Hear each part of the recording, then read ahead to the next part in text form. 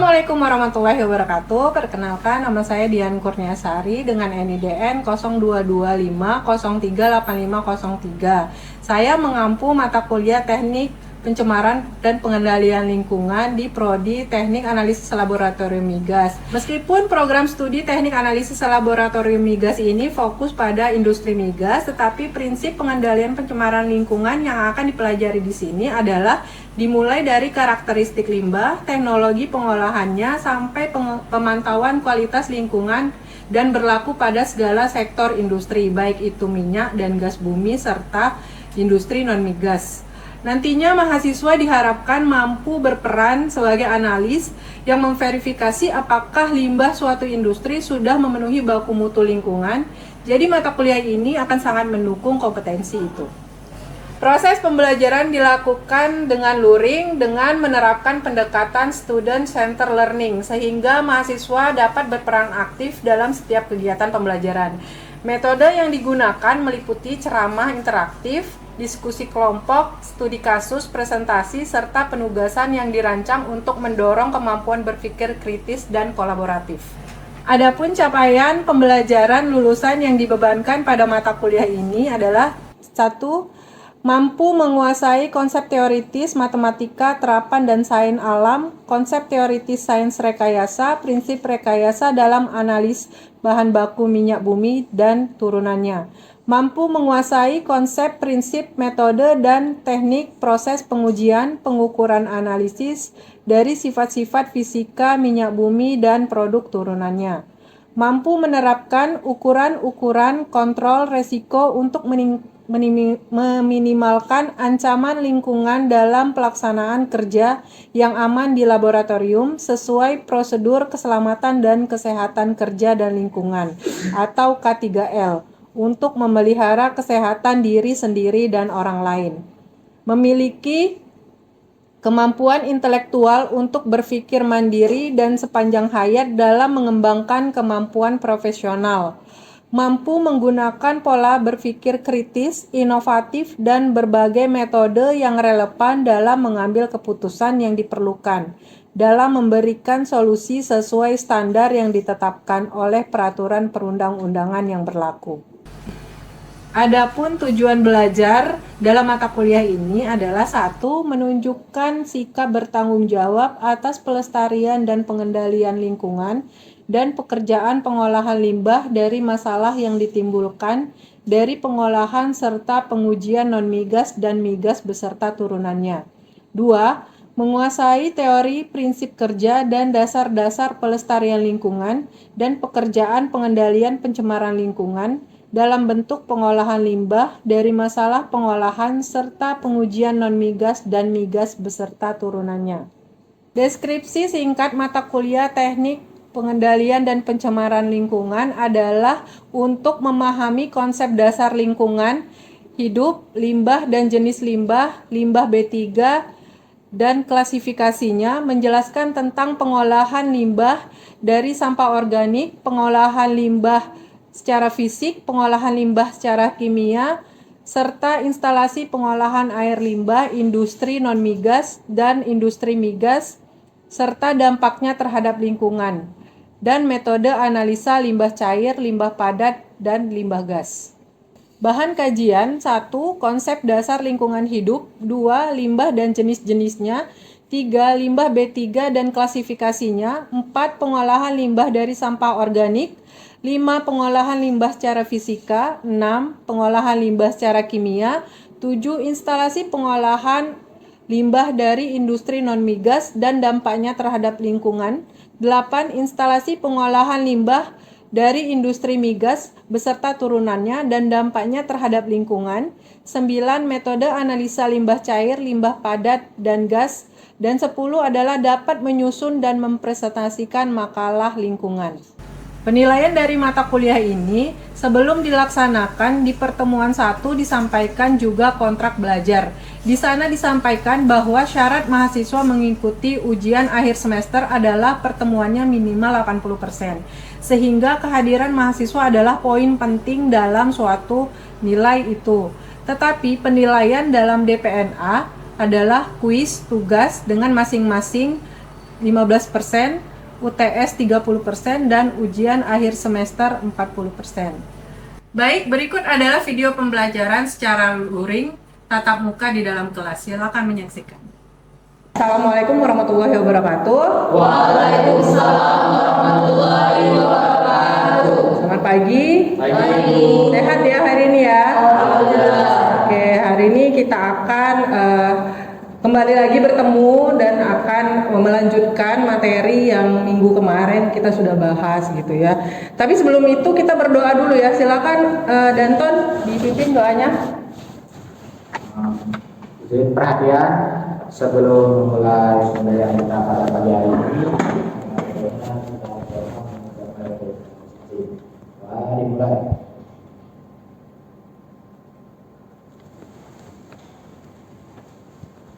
Selesai. Baik, semoga kita hari ini diberikan kelancaran, kesehatan, sehingga nanti kalian bisa menerima ilmu yang akan saya sampaikan ini, sehingga nanti setelah kita selesai belajar akan ada manfaatnya dan capaian pembelajaran yang saya inginkan itu bisa tercapai, dan ujungnya nanti waktu ujian akhir semester itu bisa mendapatkan nilai yang baik ya. Sebelum itu saya mau absen dulu ini. Alisti Ziansi ada? Oke. Anora? Oke. Ilu? Rizky Al-Habsi? Rizky? Oke. Muhammad Erlangga? Gea? Oke. Sudah hadir semua ya kita? Jadi untuk pertemuan hari ini, kemarin kan sudah 2 minggu yang lalu kalian sudah melewati yang namanya ujian tengah semester ya. Itu adalah review dari pertemuan 1 sampai dengan ke-7. Nah sekarang kita akan masuk lagi ke bagian yang paling penting dalam pembelajaran teknik pencemaran perlindungan lingkungan, yaitu adalah pengolahan limbah itu sendiri. Nah, di sini di pertemuan ke-9 ini saya akan menjelaskan tentang instalasi pengolahan air limbah atau yang sering kita kenal dengan IPAL pada industri non migas. Kan? Jadi kalau kalian itu kan di Politeknik AK Migas Palembang itu kan spesifik ke dunia migas. Nah, saya akan jelaskan sedikit tentang industri yang non migasnya. Oke, ada yang tahu apa itu industri non migas sebelumnya? Oke, silakan. Industri non migas itu sendiri adalah kegiatan industri yang dilakukan di luar dari unsur minyak dan gas. Jadi seperti contohnya tekstil, makanan, atau farmasi. Oke, jadi ya benar. Bahwa industri selain dari industri yang mengolah minyak dan gas bumi seperti itu ya, contohnya tadi kata temannya tadi adalah industri tekstil, makanan, kertas, pulp and paper, itu semua industri. Nah di dalam industri itu setelah pengolahan itu biasanya mendapatkan suatu produk. Nah produk itu pasti ada kan dijual, tapi ada yang malah dibuang. Apa itu namanya biasanya? Limbah. Nah, limbah itu apa? Siapa? Ya silakan kamu. Limbah. Limbah itu hasil pengolahan yang masih mengandung fraksi-fraksi. Oke, fraksi-fraksi contohnya fraksi-fraksinya apa? Seperti limbah minyak, biasanya fraksi minyak, zat pengotor. Oke, zat pengotor. Jadi adapun yang harus kita ketahui sebelum kita membuat pengolahan air limbah itu adalah karakteristik air limbah itu sendiri. Yang kita tahu karakteristik air limbah itu ada 3 ya. Fisika, kimia, dan biologis. Kalau biasanya yang karakteristik fisika itu bisa dilihat ya, seperti apa? Warna, apalagi? Bau, kekeruhan. Nah, kalau yang karakteristik kimia, pH itu apa maksudnya? Karakteristik kimia. Karakteristik kimia itu biasanya tidak bisa dilihat secara langsung, tetapi harus dibawa dulu ke laboratorium untuk dianalisa. Kalau biologi, mikrobiologi atau bakteri yang terdapat di dalamnya. Tadi kata Ibu ada limbah cair yang berbau tidak enak, itu berarti mikrobiologi atau bakteri yang di dalamnya itu sangat banyak. Kan? Oke, di sini ada yang namanya BOD ya, BOD dan COD. BOD apa? Biological Oxygen Demand. Itu adalah salah satu karakteristik limbah cair, karakteristik kimianya. Nah, gitu. Karena BOD, COD apa kandungan biologi dan kimia di dalam limbah, ada yang bisa melihatnya? Tidak bisa. Ada yang bisa merasakannya? Tidak. Dan tidak mau juga ya? Gitu. Kalau TSS apa? Total Suspended Solid. Total Suspended Solid itu adalah jumlah padatan yang tersuspensi di dalam limbah itu. Baik, ini adalah kita langsung masuk ke dalam apa sih tujuannya kita membuat instalasi pengolahan air limbah? Apa tujuannya? Coba Erlangga. Tujuannya dibuat untuk pengolahan limbah ini tadi sebelum dilepaskan di badan sungai, laut, dan macam itu dapat dijamin bahwa ini aman untuk lingkungan masyarakat. Oke, ya jadi kenapa harus ada pengolahan air limbah agar limbah yang keluar atau limbah buangan dari industri itu bisa aman kalaupun dia akan dibuang ke badan sungai, walaupun tidak hilang benar, tetapi mengurangi konsentrasinya, gitu ya. Jadi ini adalah rangkaian unit proses fisika, kimia, biologi. Jadi instalasi pengolahan air limbah itu dibagi 3, ya. Instalasi pengolahan primer, sekunder, dan tersier. Pengolahan primer itu contohnya screening, ekualisasi, koagulasi, sedimentasi. Screening itu proses penyaringan dulu. Jadi walaupun dia limbah cair, Bu itu cair Bu, itu wujudnya, tetapi kan dia ada partikel-partikel yang masih bisa disaring ya kan. Jadi dia disaring dulu. Setelah itu masuk ke dalam ekualisasi. Biasanya ekualisasi itu berbentuk kolam. Dan di dalam situ ada pengendapan namanya. Jadi didiamkan dulu, gitu kan ya. Itu setelah itu koagulasi dan flokulasi. Dan setelah itu ada sedimentasi, diendapkan lagi.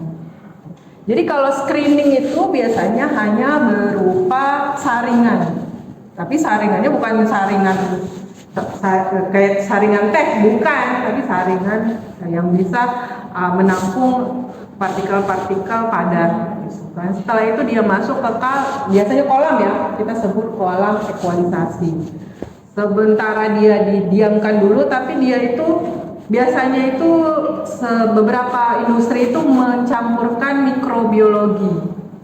Jadi biar dia makanin bakteri-bakteri yang masih ada di situ. Setelah itu masuk ke koagulasi dan flokulasi. Setelah mereka terjadi koagulasi dan flokulasi, itu ada sedimentasi. Ada yang mau ditanyakan dari 4 tahap ini? Ya, silakan. Jadi untuk proses koagulasi dan flokulasi itu di pengolahan ini tuh gimana? Oh, di pengolahan limbah itu? Iya. Oke, ada yang bisa bantu Ibu? Ada? Kita gambarkan atau mau dijelaskan? Dijelaskan. Ya, dijelaskan sama digambarkan. Ya, biar ini ya, biar terlihat gambar Ibu yang bagus ini ya. Ini apa ini?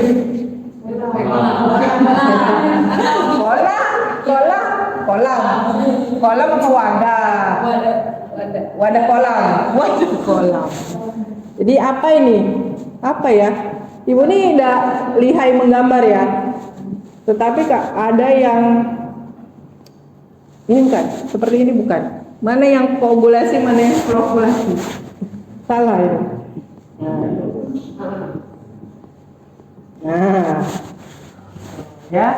Nah, itu ya Erlangga. Ini yang namanya koagulasi. Ini flokulasi. Kenapa dibilang koagulasi? Karena dia ditambahkan zat yang namanya zat apa? Koagulan. Bukan, jadi ditambahkan zat di sini. Apa itu koagulasi? Belum terjawab Bu. Koagulasi itu kan di dalam limbah itu, ya. Limbah itu kan kita apa namanya, anggap dia itu partikelnya itu sejenis negatif, kita anggap negatif semua, makanya dia itu tidak menyatu, ya kan, tidak menyatu karena tidak bisa negatif menyatu ya, walaupun lagi musim ya sekarang ya, negatif menyatu.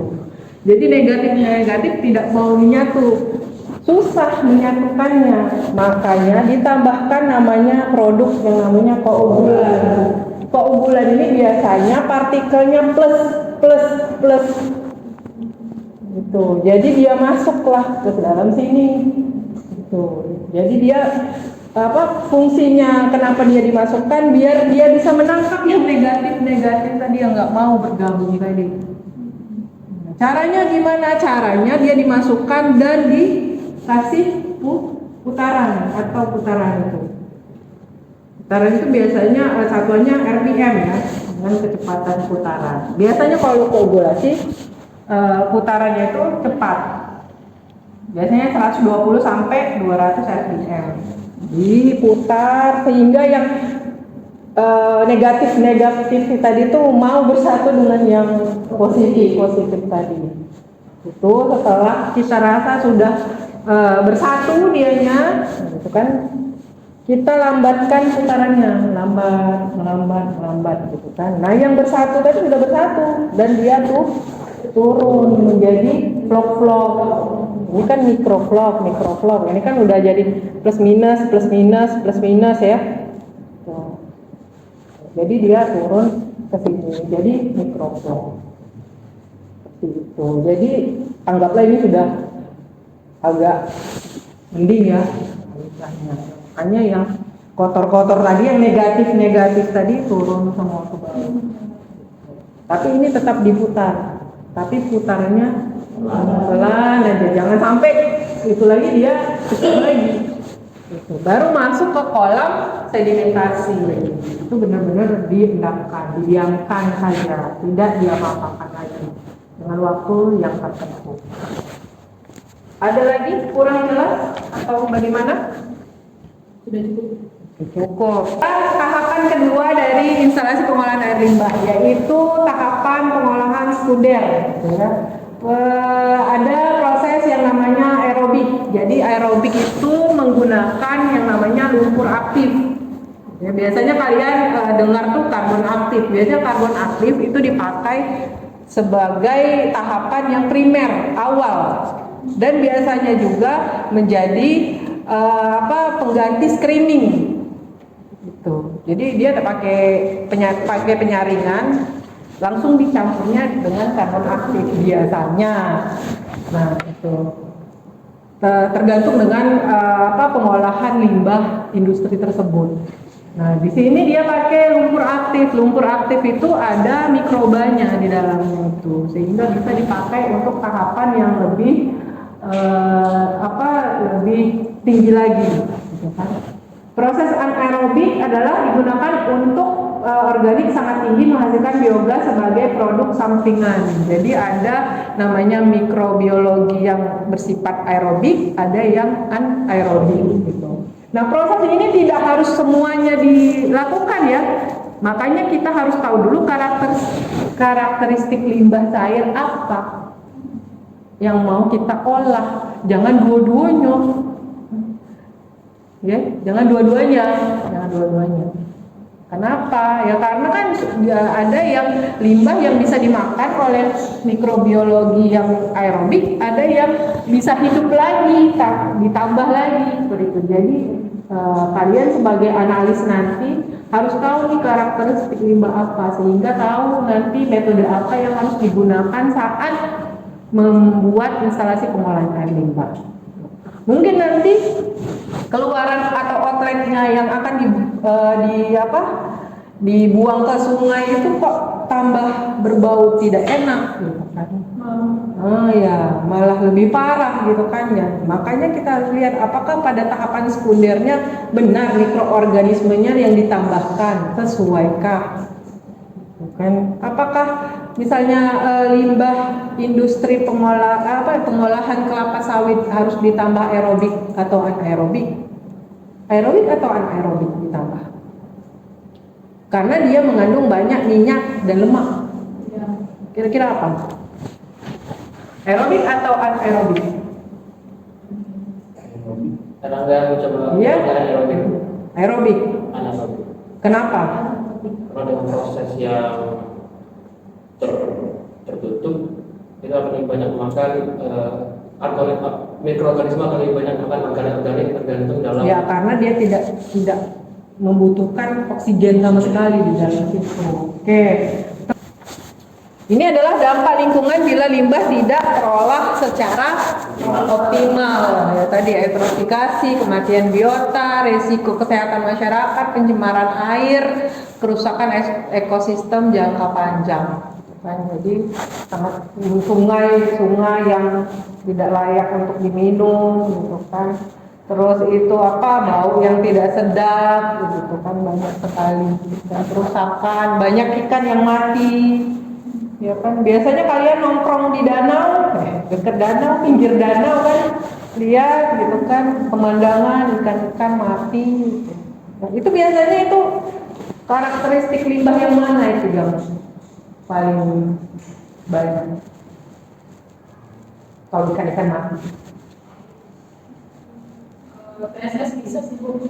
PSS. Karena oksigennya susah masuk. Kalau karakteristik limbah yang fisika? Fisika. Bukan Pasti itu. Kalau pH, masa orang awam pH-nya ini dia nggak tahu, belum tahu. Gitu. Jadi kita harus bawa lagi ke laboratorium, kan? Ada pertanyaan? Ya, ada pertanyaan. Ini peran analis. Ya, peran analis tadi kata ibu tadi, apa sih peran kami gitu kan? Peran kalian itu pertama adalah yang utama itu adalah sampling dan preparasi sampling. Mungkin kalian sudah belajar di mata kuliah khusus kita ya, ada benar-benar prosedur sampling namanya. Jadi ada yang bertanya dulu, emang bisa Bu Sungai Musi yang berapa ratus kilometer itu cuman hanya kita ngambil sampelnya 10 mili bisa representatif itu? Kok bisa Bu begitu? Karena itu tadi benar atau tidak, atau bagus atau tidaknya hasil analisa kita itu pertama itu adalah faktornya adalah bagaimana cara dia mengambil sampelnya. Bukan belajar berapa SKS kalian belajar? 2 SKS. Ini adalah baku mutu dan regulasi terkait. Jadi inilah undang-undangnya, tadi kata Ibu sudah sebutkan ada undang-undangnya nomor 32 tahun 2009 tentang perlindungan dan pengabdian pengelolaan lingkungan hidup. Terus ada peraturan pemerintah nomor 22 tahun 2021 penyelenggaraan perlindungan dan pengelolaan lingkungan hidup. Permen LHK baku mutu menetapkan ambang batas parameter. Biasanya kita ambil yang di permen LHK baku mutu itu, baik itu parameter BOD, COD, TSS, TDS dan lain-lain. Oke. Mungkin sejauh ini ada yang mau ditanyakan atau sudah jelas? Sudah jelas ya. Oke, akan saya tanya acak ini. Saya yang bertanya. Kan dari tadi Ibu suruh nanya. Tapi Bu dari tadi Bu nanya terus gitu kan. Kira-kira nih, siapa yang bisa jawab ya? Kira-kira setelah beberapa satu SKS kita belajar ini, kira-kira apa yang kalian dapatkan dari pelajaran ini?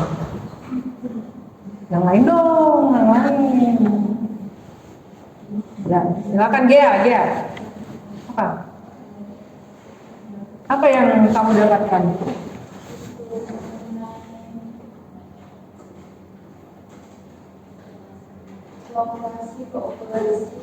Koagulasi, flokkulasi, dan pemanfaatan limbah, pengolahan limbah. Ada lagi? Ya, silakan. Jadi di pengolahan limbah ini ada 3 tahap. Jadi tahap primer, sekunder, sama tersier. Oke, ada lagi? Oke, apa? Jadi dari pembelajaran ini kita tuh bisa mengetahui limbah itu kan ada macam jenisnya juga, dan bagaimana cara penanganannya, bagaimana cara kita prosedur pembuangannya sehingga tidak berdampak yang negatif kepada lingkungan. Oke, benar ya, semuanya benar mencakup ini. Jadi di sini kita melihat sebenarnya peran analis laboratorium di dalam suatu industri, baik itu migas maupun yang non migas. Gitu ya. Jadi sebelum kita membuat atau merancang instalasi pengolahan air limbah, hendaknya kita harus tahu dulu karakter air limbah itu seperti apa, gitu kan. Baru kita kombinasikan apakah harus tahap 1, 2, 3, idealnya 1, 2, 3. Tapi kalau tidak begitu kompleks, limbah tersebut bisa 1 dan 3. Gitu ya. Jadi bisa. Jadi tadi pengolahan air limbah itu ada 3, primer, sekunder, dan tersier. Jadi kalau yang primer ada proses screening, ekualisasi, dan sterilisasi. Kalau yang sekunder ada yang sistem anaerobik, ada sistem aerobik, dan yang terakhir itu menggunakan RBC. Kalau yang terakhir tersier tadi dengan lumpur aktif atau lumpur aktif. Nanti minggu depan, ya 2 minggu lagi lah. Erlangga sudah 2 minggu lagi akan ada kuis. Ya, akan ada kuis seperti biasa. Nanti kuisnya ada 10 soal pertanyaan. Ya, tadi ada A, B, C ya. Jadi nanti semoga saja materi yang saya sampaikan hari ini bisa bermanfaat. Insya Allah semoga untuk kedepannya kita sebagai analis bisa berperan yang penting terhadap lingkungan, berperan aktif. Bagaimana cara kita menganalisa dengan baik sesuai dengan baku mutu dan limbah yang dikeluarkan oleh industri itu tidak merusak lingkungan. Baik, terima kasih perhatiannya. Mohon maaf apabila ada yang salah. Saya tutup. Wabillahi taufiq wal hidayah. Wassalamualaikum warahmatullahi wabarakatuh. Waalaikumsalam warahmatullahi